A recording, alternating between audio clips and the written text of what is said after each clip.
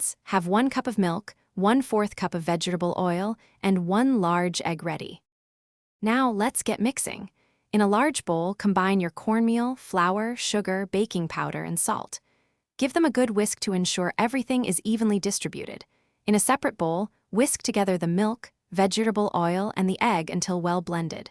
Then, slowly pour the wet mixture into the dry ingredients, stirring gently until just combined.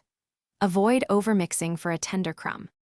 Before baking, preheat your oven to 400 degrees Fahrenheit. This ensures your cornbread bakes evenly and gets that perfect golden crust. Next, lightly grease an 8x8-inch baking pan or a 9-inch cast iron skillet.